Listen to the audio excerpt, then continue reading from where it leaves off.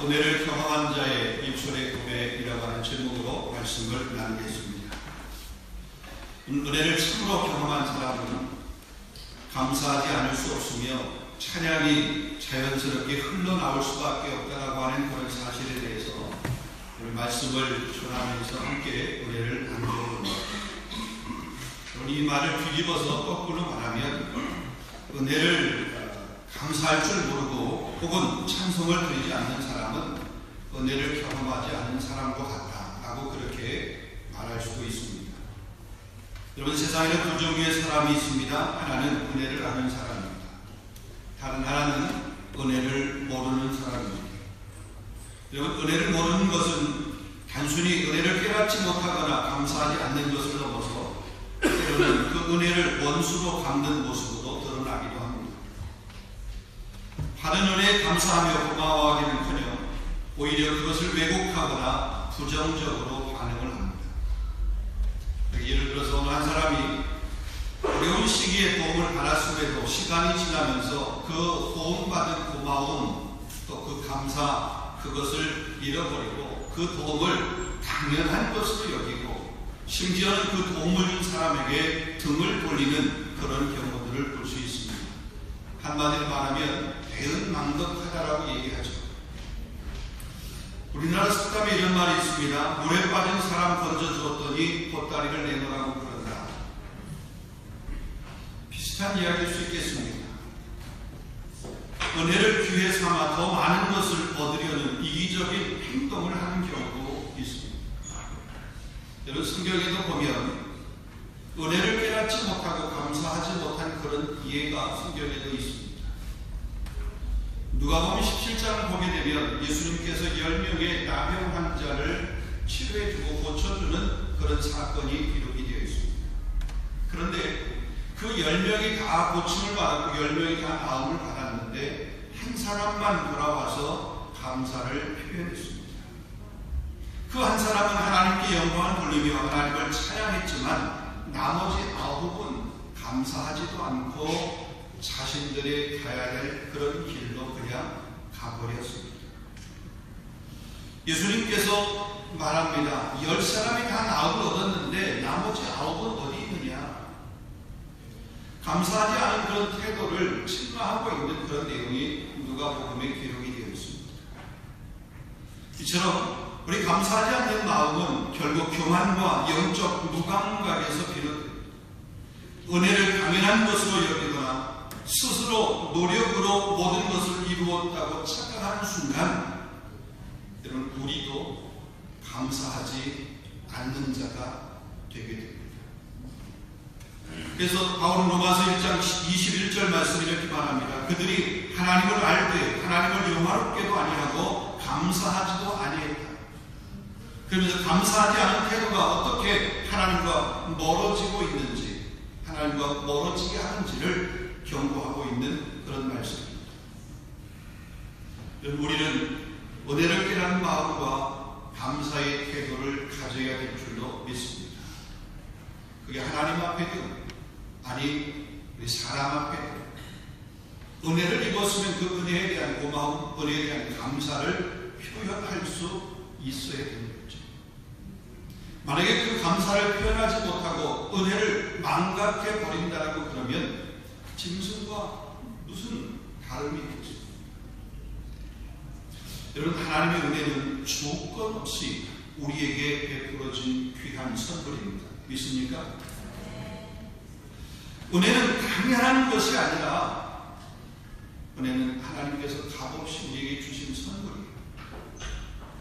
값없이 주어졌다고 해서 우리 편에서 그런 것이지, 하나님은 하나밖에 없는 독생자 예수 그리스도를 우리를 위해서 당신의 하나밖에 없는 아들이신 예수 그리스도를 십자가의 대속의 제물로 내어 주신 거죠. 그 사랑으로 그 사람을 우리에게 은혜라고 하는 것을 주신 거죠. 우리가 조건 없이 대가 없이 받았다고 해서 그 받은 은혜를 우리가 함부로 소홀히 할 수는 없다는 거죠. 왜냐하면 예수님의 피값으로 우리에게 주어진 은혜이기 때문에 그렇다는 겁니다. 그런데 은혜를 모르고 은혜를 원수로 갚는 모습은 하나님 앞에 교만해하는 것, 곧 감사하지 않는 것, 삶 속에서 불평과 원망과 불만으로 가득한 모습으로 그렇게 나타납니다. 그러나 은혜를 아는 사람들은 다릅니다. 우리는 늘 자신의 부족을 깨닫습니다. 하나님의 사랑에 감사하며 찬양하는 그런 삶을 삽니다. 그리고 받은 은혜를 다른 사람에게 나누려고 애를 씁니다. 하나님께 영광을 돌리는 삶을 살아가려고 부단히 노력을 합니다. 우리가 어떤 사람인지를 돌아보고 은혜를 참으로 아는 그런 저와 여러분 될 수 있기를 주님의 이름으로 축원합니다. 자, 오늘 이 본문 이사야서 12장의 말씀은 하나님의 구원의 약속에 대한 기쁨을 노래하고 있는, 찬양하고 있는 그런 찬양시입니다. 이스라엘 역사의 고난 속에서 하나님께서 주신 그 구원의 약속을 기초로 해서 미래의 소망과 현재의 찬양을 연결하고 있습니다. 오늘 그 내용을 함께 같이 한번 생각을 해보면서 이 대림절 기간 동안 우리가 은혜 받은 자, 우리 입술에서, 우리의 삶에서 어떤 고백을 해야 될 것인가, 우리 그걸 같이 한번 생각해보는 그런 시간이 되기를 원합니다. 자, 첫 번째로 보면 하나님의 구원으로 인한 감사를 오늘 본문은 표현하고 있습니다. 아니, 하나님의 은혜에 대한 그런 감사를 표현하고 있는 거죠. 다시 말하면 하나님의 진노가 은혜로 바뀌었음을 고백을 하고 그것을 노래하고 있습니다. 자, 본문 1절을 보겠습니다. 그날에 네가 말하기를 여호와께서 주께서 전에는 내게 노하셨사오나 이제는 주의 진노가 돌아섰고 또 주께서 나를 안위하시오니 내가 주께 감사하겠나이다 할 것입니다. 이 가만히 보세요. 과거의 심판과 현재의 은혜를 대조합니다. 전에는 내게 노하셨다. 하나님께서 전에는 이스라엘 백성들에게 노하셨다. 내게 노하셨다. 그러나 이제는 주의 진노, 하나님의 그 진노가 돌아섰다. 그래서 그 주께서 나를 안위하신다. 그러게 내가 주께 감사한다. 그렇게 노래하고 있는 것입니다. 주의 진노가 돌아섰고 주께서 나를 안위하신다. 여러분, 안위하신다라고 하는 말은 평안하고 안전하게 우리를 지켜주십니다. 전에는 진노했는데 이제는 그 마음을 돌이켜서 우리를 안위하십니다. 평안하게 지켜주십니다. 지금 그것을 노래하고 그를 찬양하고 그것을 감사하고 있는 거죠. 하나님 이스라엘 백성들이 그 불순종과 죄악에 대해서 공의로 심판하셨으나 이제는 자비와 사랑으로 그들을 회복하셨다고 하는 것입니다. 여러분, 이 이스라엘과 활동하는 그 시대에 북이스라엘과 남유다가 반복적으로 우상 숭배를 하게 됩니다. 하나님께 대한 불순종에 빠져 있었던 그런 때입니다. 이를 위해서 저 이스라엘이 아수르에 의해서 멸망을 하게 되었습니다. 그리고 남쪽 유다도 이제 바벨론에 의해서 심판을 받게 될 날이 얼마 남지 않은 그런 시기입니다. 어떻게 보면 이제 멸망의 날, 심판의 날, 이런 날이 다가오는 그런 때예요. 자, 이런 역사를 상황하기 위해서 진노는 하나님의 공의의 심판을 의미합니다. 그러나 이 심판 뒤에, 이 진노 뒤에 하나님께서 회복시키시고 다시 은혜를 누리게 할 것, 그 은혜가 기다리고 있다고 하는 것을 지금 이사야가 선포하고 있는 거죠. 이사야가 지금 예언하고 있는 거죠. 너희가 지금 진노 중에 있지만 반드시 하나님은 그 진노를 돌이키시고 너희를 안위하실 것이다. 회복시켜 주실 것이다. 여러분, 이 이사야의 예언이 그대로 이루어졌잖아요. 비록 그들이 바벨론의 포로로 잡혀가서 70년이라는 시간 동안 종살이하고 포로 생활을 했지만 하나님께서 그들을 다시 회복시키셨잖아요. 다시 돌아오게 하셨잖아요. 그럼 이 말씀을 통해서 우리가 생각해 볼 수 있는, 때로 우리의 삶에 설령 하나님의 진노가 있어서 하나님의 그 채찍이 있어서, 하나님의 징계가 있어서 우리의 삶이 고달프고 힘들 것 같다. 하나님 반드시 회복시키신다. 은혜를 주신다. 그러면 우리 삶의 환경 가운데 우리가 불평하고 원망할 것이 아니라 그 가운데 감사가 나올 수밖에 없다는 거죠. 이런 믿음이 있습니다. 하나님은 공의로우시지만 동시에 하나님은 자비로우신 분입니다. 여러분, 공의로우신 분이다. 공의라고 하는 이 말은, 하나님이 공의롭다고 하는 말은 하나님께서 항상 옳고 바른 기준을 따라 판단하시며 때로 죄를 반드시 심판하시고 약속하신 대로 의인은 구원하시는 분이시다라고 하는 겁니다. 그게 하나님 공의로우신 분이라는 거죠. 시편 30편 5절 말씀 보면 그의 노여움은 잠깐이요 그의 은총은 평생이로다. 저녁에는 울음이 깃들지라도 아침에는 기쁨이 오리로다. 여러분, 하나님의 진노, 그 진노는 순간이지만 하나님의 은혜는 지속적이고 하나님의 은혜는 충만하다는 거예요. 진노 안에 있을 때 그 진노 안에 있는 그 환경, 이것이 순간이에요. 우리가 깨닫고 빼게 하면 하나님이 돌이키시고 회복해 주신다. 우리에게 부어주신 은혜, 그 은혜는 충만하다. 은혜는 지속적이다. 하나님은 그분의 백성이 고난을 통해서 빼게 하고 다시 하나님께로 돌아오도록 하시며 그 결과로 하나님은 은혜를 베푸십니다. 그것을 지금 이사야가 말씀하고 있는 거죠. 자, 우리 본문 2절, 1절, 2절에 반복되는 주제가 있습니다. 그 주제는 하나님이 우리를 구원하시리라 라고 하는 그런 선언입니다. 하나님 우리를 구원하시리라. 지금 아무리 힘들고 내고도 하나님 우리를 버려두신 분이 아니시다. 하나님 구원하신다. 회복시키신다. 우리에게 은혜를 부어주신다. 내 삶의 환경이 버려진 것 같지만 하나님께서 결코 나를 버리지 않는다.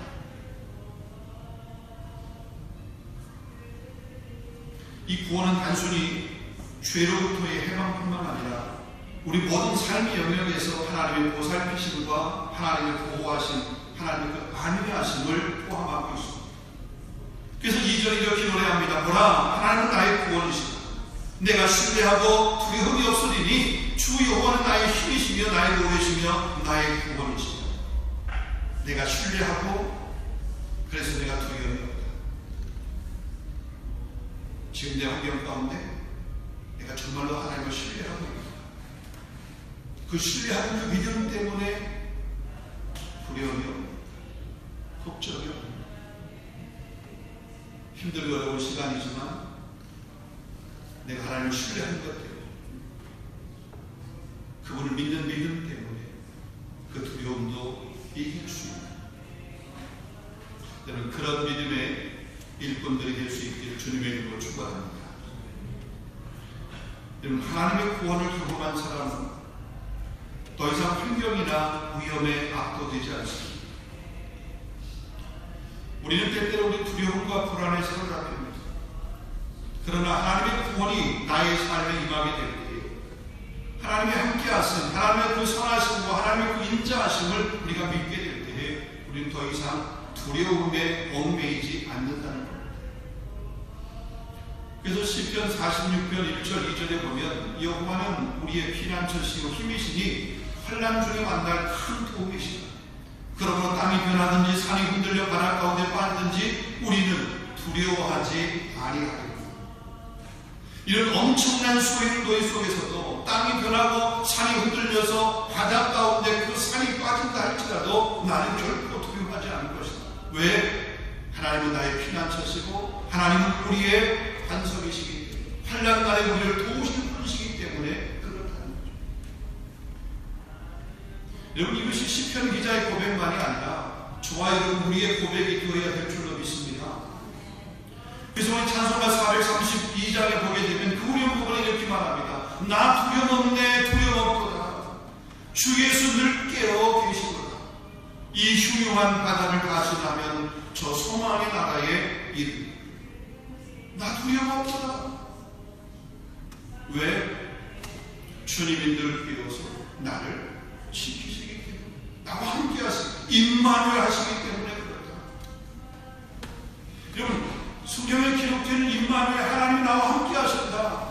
여러분, 성경의 문자적으로 기록된 말씀이 아니라 이 기록된 말씀이 레마의 말씀으로 내게 하나님이 정말로 나와 함께 하신다. 내 환경은 힘들고 그렇지만 이 환경에 하나님 나와 함께 하신다. 나 혼자 걷는 것 같은데 아니야. 하나님 나와 함께 지금 걷고 계십니다. 하나님 결코 내 손을 놓지 않고 계셔. 여러분, 이 믿음을 가지고 실제 우리 삶의 현장 가운데 그 믿음의 삶을 살아내는 자가 임마누엘 하나님을 경험하는 사람이에요. 그 삶을 임마누엘을 고백하는 사람이에요. 여러분, 우리는 우리 힘으로 살아가는 것이 아니라 하나님께 의지함으로 살아가는 존재임을 믿으시기를 바랍니다. 하나님의 진노는 영원하지 않습니다. 그러나 그 하나님의 은혜는 지속적이고 영원합니다. 하나님 우리 구원이십니다. 모든 두려움을 몰아내고 신뢰를 심어주십니다. 하나님 우리 힘과 노래입니다. 그러기 우리가 찬양할 이유이고 기쁨의 근원이고 그러기 위해 감사할 충분한 대상입니다.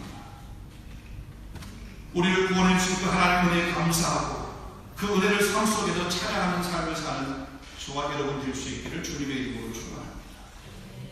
두 번째는 우리는 구원의 셈에서 기쁨을 누려야 합니다. 본문 3절, 4절, 3절입니다. 그러면 너희가 기쁨으로 구원의 셈들의 우물들에서 물을 기르리라. 자, 이사야 선지자가 구원을 뭘로 비유했냐면 우물로 비유했습니다.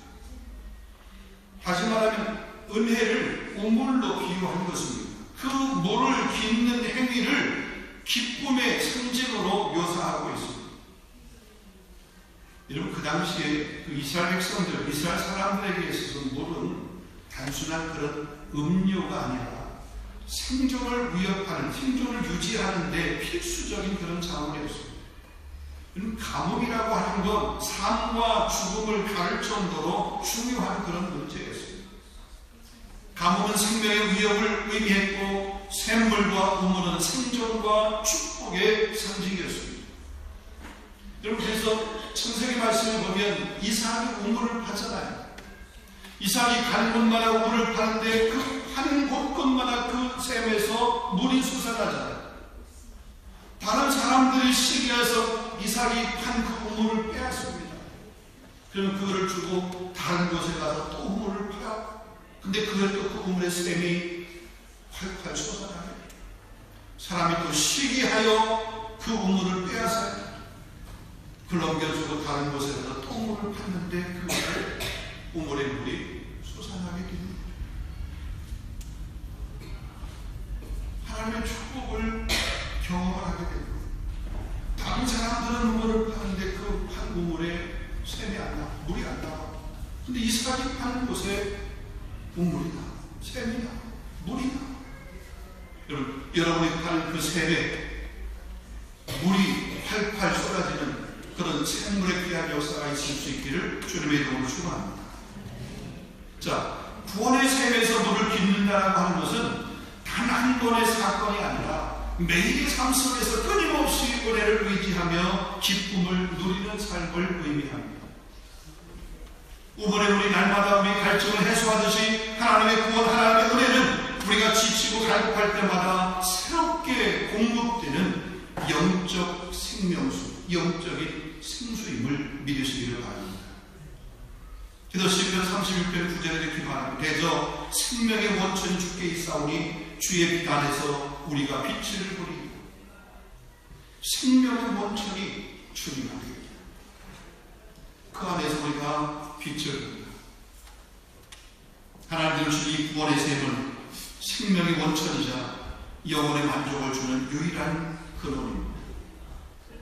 우리는 이 구원의 은혜를 다시 묵상하면서 기쁨으로 물을 깃는 그 자리에 날마다 나아가는 그런 삶을 살아야 될 줄로 믿습니다. 그래서 그 구원의 삶에서 날마다 기쁨을 경험하는, 아니 다른 말로 얘기하면 우리 하나님의 말씀을 우리가 묵상할 때 그 말씀 가운데서 무료를 받고 그 말씀을 통해서 은혜를 경험하고 그 말씀을 통해서 새로운 힘을 얻고 이 말씀을 통해서 우리의 용기를 얻는 그런 기쁨, 또 그런 자리, 이런 자리에 우리가 날마다 서야 될 줄로 믿습니다. 마지막 세 번째입니다. 찬양으로 하나님을 높이는 삶을 살아야 됩니다. 오늘 이 본문의 말씀 우리에게 던져주고 있는 강력한 메시지, 우리는 하나님을 찬양하는 삶을 살아야 됩니다. 이해입니다. 자, 본문 5절 6절입니다. 너희는 여호와를 찬송할 것은 극히 아름다운 일을 하셨습니다. 시온의 주민아 소리 높여 부르라. 이렇게 우리에게 강력하게 말씀하고 있습니다. 자, 이사야는 구원의 약속에 대한 반응으로 찬양을 선포합니다. 이사야가 활동하는 그런 당시 유다의 백성들은 주변 나라로부터 조롱을 받는 그런 처지였습니다. 그들의 환경과 그들의 삶은 점점점 더 줄어드는, 작아지는, 힘이 약해지는 그런 때였습니다. 그러나 하나님의 구원은 그들을 새롭게 하고 하나님의 이름을 만국 가운데 알리게 할 것이라고 하나님은 이사야를 통해서 약속을 하십니다. 다른 말로 얘기하면, 우리도 말이면 지금 우리의 모습을 볼 때 우리의 모습이 무슨 만국에게 하나님의 이름을 선포할 만한, 하나님을 알릴 만한 그런 삶의 건덕지가 우리에게 없는 것 같아요. 그래서 우리가 낙심하기도 하고 우리 자신을 바라볼 때 초라하기도 하죠. 그렇지만 믿음의 눈으로 우리 자신을 바라보고 오늘 나의 나된 것이 하나님의 은혜라고 고백하며 하나님 은혜의 자리에 나아가기를 힘쓰게 됩니다. 하나님 반드시 내 삶을 통해서 열방이, 만국이 주의 이름 앞에 무릎 꿇게 하는 그런 도구로 나를, 우리 가정을, 우리 교회를 하나님이 사용하실 수 있다. 여러분, 여러분의 가정을 하나님께 사용할 수 있음을 믿으시기를 바랍니다. 여러분 자신을 하나님께서 사용하실 수 있음을 믿으시기를 바랍니다. 왜 이렇게 아멘이야? 그냥 사용 안 해도 괜찮아요. 쓰임 받지 않아도 괜찮아. 그냥 이렇게 살다가 그냥 죽을래. 여러분, 지금까지도 나 모르게 혹은 이런 모양 저런 모양을 하면서 쓰임 받았지만 앞으로 하나님 앞에 더 귀하게 쓰임 받는 여러분의 삶, 여러분의 가정이 될 수 있기를 주님의 이름으로 축원합니다. 여러분, 역사의 한 페이지를 가만히 보세요. 한 시대, 그 역사의 한 페이지에 하나님 앞에 귀하게 쓰임받던 사람들이 있었어요. 그 시대의 색깔을 바꾸고 시대의 변화, 시대의 어떤 전환점을 입었던 그런 사람들이 있어요.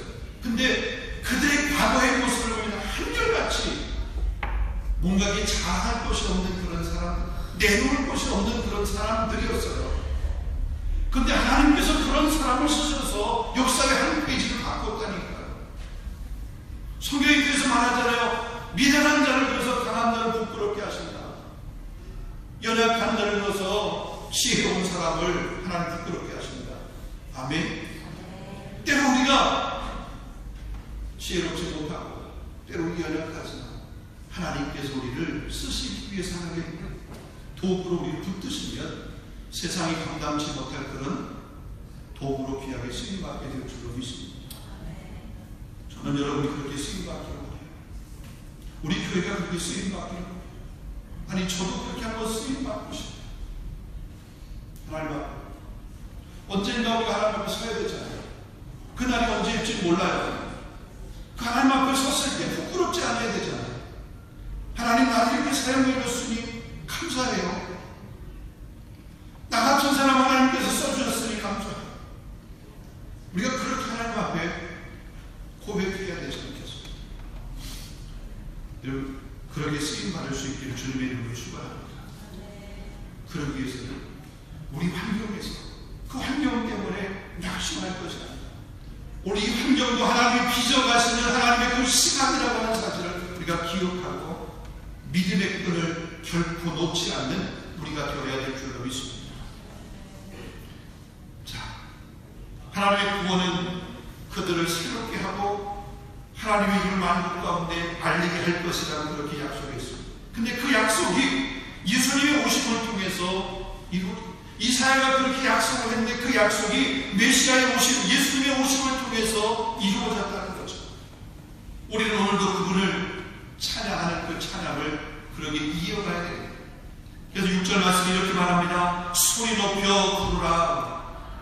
소리 높여 부르라. 여호와 이름을 소리 높여, 그 주님을 소리 높여 찬양하라. 단순히 노래를 부르는 그런 행위가 아닙니다. 우리의 삶 전체로 하나님을 높이는 그런 삶을 살아야 됩니다. 로마서 11장 1절의 말씀처럼 너희 몸을 하나님이 기뻐하시는 거룩한 산 제물로 드리라. 이것이 너희가 드릴 영적인 예배니라. 우리 삶을 이렇게 영적인 예배의 제물로 드리는 삶. 여러분, 찬양은 단순히 입술로 끝나는 것이 아니라 우리 행동과 태도, 우리 삶으로 이어져야 됩니다.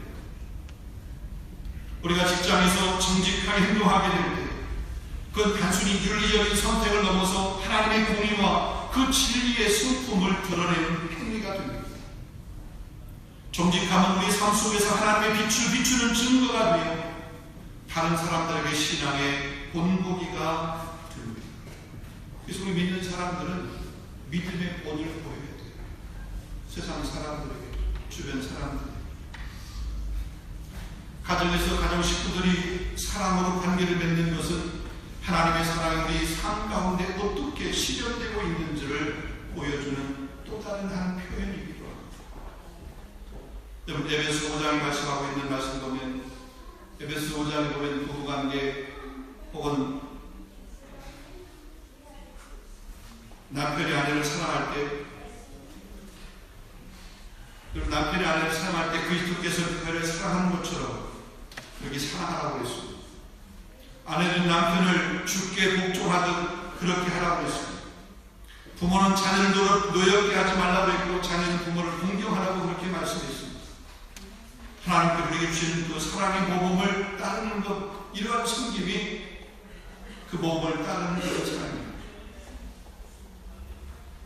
이러한 사랑은 우리 가족 안에서 복음의 능력을 나타내며 하나님께 영광을 돌리게 하고, 이러한 삶을 실제로 살아나게 될 때 그 가정이 작은 천국을 경험하게 되는 거예요. 여러분, 교회도 역시 마찬가지입니다. 여러분, 교회를 가만히 묵묵히 섬기면서 봉사하며 헌신하는 것, 우리의 시간을 하나님께 드리고 공동체를 위해서 봉사함으로써 하나님을 찬양하는 그 삶의 실질적인 모습을 보여주는 거예요. 고린도서 15장 58절 말씀 이렇게 말합니다. 너희 수고가 주 안에서 결코 헛되지 아니할 것이다. 사람이 보다 알아주지 않는다 할지라도 주의 몸된 교회를 위해 섬기며 수고하며 애쓰는 것, 바닥에 떨어져 있는 휴지 하나를 줍는 것, 우리 애찬을 하고 끝나고 나서 그 애찬실을 정리하고 청소하는 것과 한 가지, 애찬을 위해 섬기며 수고하는 그 수고에 손길을 그 섬기며 손길, 안내위원으로 헌금으로 영상으로 여러 가지 성가대로 찬양으로 헌금위원으로 섬기며 수고하는 그런 모습. 그냥 편하게 예배하고 싶죠. 그런 거 안 하고 그냥 예배하고 싶죠. 그러나 그런 작은 섬김, 그런 수고, 그것들이 결국은 하나님을 찬양하는 그 찬양의 모습이 삶을 통해서 실천되어지는 그런 모습이 되죠. 노래로만, 목소리로만 찬양하는 것이 아니라 그런 것 하나하나가 하나님을 찬양하며 하나님 앞에 영광 돌리는 모습이 되죠. 그리고 성탄절, 우리 대림절이 되게 되면 이 강단에 초를 이렇게 키잖아요. 교회가 부탁을 하지 않았는데도 누군가의 헌신을 통해서 여기 대림절이 되게 되면, 이 성탄절이 되게 되면 이런 강단에 초들이 이렇게 꽂혀져, 또 초들이 이렇게 비춰져, 불빛이 비춰져. 여러분, 주일마다 이렇게 보면은 이런 꽃꽂이가 새롭게 이렇게 매번 바뀌고 그러잖아요. 교회가 재정을 지출하는 것 아니에요. 본인이 기쁨으로 차원해서 매 주일마다 그렇게 섬기는 귀한 섬김이죠. 간다고 누가 알아줘요? 그렇지만 누가 알아주기를 기대해서 그런 것이 아니라 하나님의 전 예배를 거룩하게 드리는 그 공간, 그 예배, 아니 하나님 앞에 드리는 그런 마음으로 꿋꿋이 하는 거죠. 여러분 1년에 한 번 여러분의 생일이든지 여러분 특별히 기념할 때든지 그럴 때 한번 여러분도 이 강단에 꽃을 한번 여러분의 이름을 한번 헌신해서 해보세요. 하실 수 있잖아요. 1년에 한 번인데. 그런 작은 헌신들, 그런 섬김들, 이런 수고들이 결국은 뭐예요? 그게 하나님을 찬양하는 거예요. 하나님을 찬양. 이 찬양의 삶이 좋아요. 우리 모두의 삶이 될 수 있기를 주님의 이름으로 축원합니다. 말씀 맺도록 하겠습니다. 하나님 우리를 지으신 목적이 있다고 했습니다. 이사야 43장 21절 보면 이 백성은 내가 나를 위해 지었나니 나를 찬송하게 하려 합니다. 시편 113편 3절 말씀 보면 해 돋는 데부터 해 지는 데까지 여호와의 이름이 찬양을 받으시리로다. 여러분 시편 150편 6절에 보면 호흡 있는 자마다 여호와를 찬양할지라. 여러분 이사야 12장의 말씀은 단순히 감사의 시가 아닙니다. 이것은 하나님께서 주신 그 구원으로 인해 터져나오는 그런 기쁨의 찬양의 시입니다. 하나님의 구원에 감사하시기를 바랍니다. 구원의 셈에서 매일 그 기쁨을 누릴 수 있기를 바랍니다. 매일 찬양으로 하나님을 높이는 삶을 사실 수 있기를 원합니다. 이것이 은혜를 받은 자, 은혜를 경험한 자의 입술의 고백이고 삶이라고 하는 거죠. 여러분 대림절은 단순한 기다림이 아닙니다. 구원의 은혜를 묵상하며 입술로 온 삶으로 행동으로 하나님을 높이며 찬양하는 시간, 그 시간이 바로 대림절의 시간입니다. 누가복음 2장 13절 14절 말씀에 호련히 수많은 천군이 그 천사와 함께 하나님을 찬송하며 이르되 지극히 높은 곳에서는 하나님께 영광이요 하나님을 찬송했어요.